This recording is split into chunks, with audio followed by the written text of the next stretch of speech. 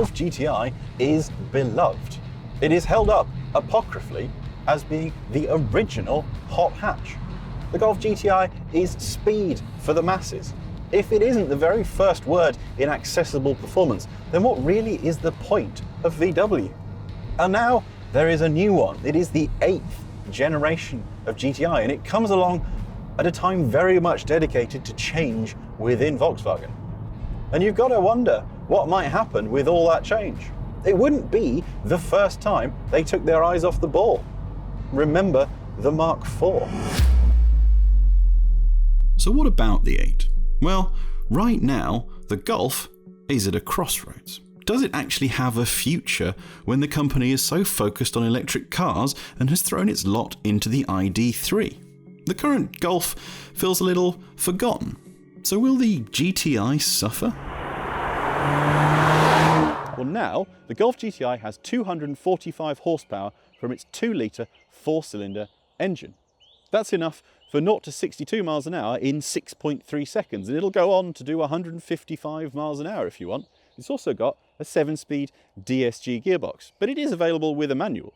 It is still very much front-wheel drive though, as GTIs are. If you want all that power to go to all 4 wheels, like a lot of hot hatches these days, you're going to need to wait for the R.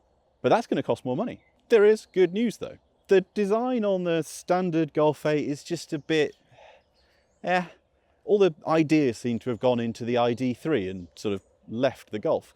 The GTI though, looks really good. It's got this great big mouth at the front with these rather nice hexagonal fog lights to set it off. And I really like the way the red GTI stripe goes all the way down the front from the winged eyeliner to the Volkswagen badge in the middle. It just looks really nice. But it follows very much the standard GTI formula though. There's nothing too much, nothing too big. It's not got giant wings or flared wheel arches. There's a little spoiler at the back and a couple of very nice exhaust tips, but that's about it. Everything else is reasonably straightforward. Now this one's running on 18-inch alloys. They're quite nice, but they look different on one side to the other, which is off-putting. But you can get some 19-inch alloys on some specially designed tyres, and those are the largest alloys ever fitted to a GTI. In here, it's sort of new Golf meets GTI. It's got that DSG gearbox, so sadly there's no golf ball topped gear stick in the middle. It's one of these Porsche style toggle things that you wiggle backwards and forwards, and I kind of hate it, but not going to let that ruin everything else. There is though still tartan seats in a GTI, which there never shouldn't be.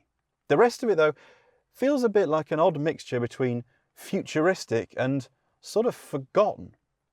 It's really highlighted by this massive piece of plastic in front of you, which holds 2 different screens, one of which is your dash, which is almost infinitely configurable, and the other of which is your infotainment system. But you don't have to reach very far away from that to find some really scratchy plastics that feel a bit sort of like they shouldn't be there. They've also removed everything from the center console. Every control has moved up there.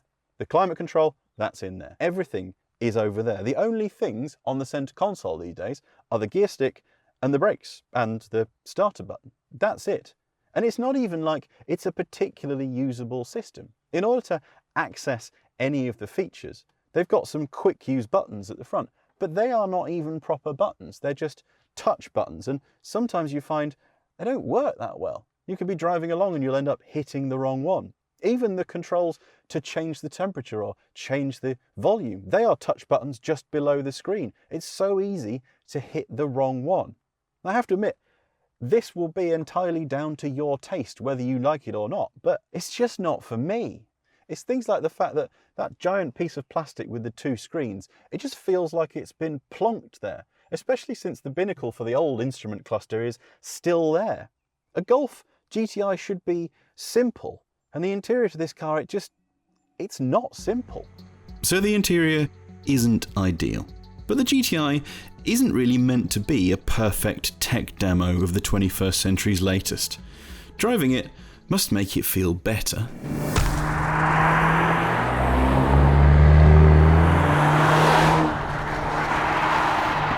Well, yes. Thank the Lord, yes. The Golf GTI is such a well-trodden path, isn't it? It's exactly what you know. It is the easy-to-use hot hatch. It's the one you can go pretty fast through some country lanes, but then not be jiggled around while you're on your country roads at home, is it? It's a Golf GTI, isn't it? Even better, the new one has grown some proper stones. It's not a 300 plus horsepower Larry hot hatch. So that doesn't make a hot hatch good. This car is stiffer. Its spring rates have been made firmer by 5% at the front and 15% at the back. And the steering, that's now faster by somewhere between 5 and 7%, which should add up to make this something a lot more fun. It makes you wonder if the GTI is actually now ready to throw off that image of just being the everyday usable hatch and be a bit more for the driver. Those firmer springs genuinely do contribute to a livelier car. You can enter a corner with a little bit of a trailed brake and use the middle pedal to help rotate, rather than it feeling a little bit like you're trying to gather everything together. I sort of felt that the old Golf GTI and some of its predecessors, what it required was to set absolutely everything up before the corner so that it could make its way calmly through the centre. It was that reassuring sense that you weren't going to be cornering in any kind of massively dangerous way because you had everything gathered together. But this one, you actually can throw it a bit more into the corner and trust. There's a lot of grip at the front end, but there's also a bit more balance. There is a little bit more driving through less than just the steering wheel. There's this 7-speed DS Gearbox it's a little bit disappointing, but since it does come with a manual, you can forgive it that. And the engine is, it's all right. It's not really changed much from the old car, certainly from the sort of TCR level where you were getting up towards 300 horsepower. Then we're sort of back to mid 250s around Clubsport, and it's not massively changed at all. All of the power is somewhere between sort of 2,500 and 5,000 RPM. You don't want to rev all the way to the top, but there isn't an oodle of torque right down at the bottom. So you find yourself wanting to take over from the DSG gearbox, not to keep it revving. And a lot of cars, when you want to keep it in manual mode, it's because the gearbox wants to change too low and you really want to rev out to the top end. In this one, you don't want it to keep revving until it's pinging off the limiter, because you're out of the power band at that point. You want to keep it in a sweet spot somewhere between 2,500 and 5,000 RPM. It doesn't sound that great. If you find your way through the menus and stick into sport mode, you will hear a little faint rumble, and when you come off the throttle there will be a sort of burble in the background that probably only you can hear, but it's not really giving you much entertainment.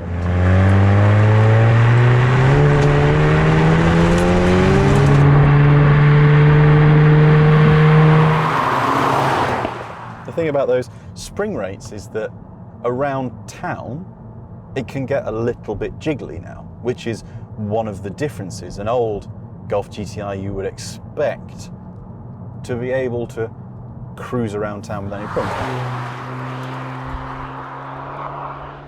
You're not buying the GTI because of the tech.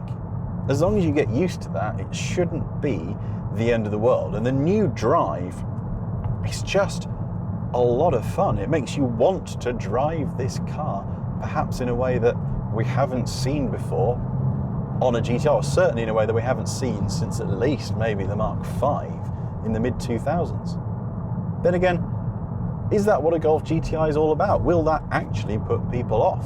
You wonder if we're at a bit of a crossroads there for the GTI. Do you go too far towards the driver appeal and find yourself alienating the people who used to buy your old car?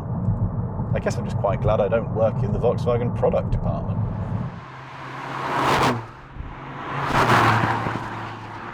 So what is this car then?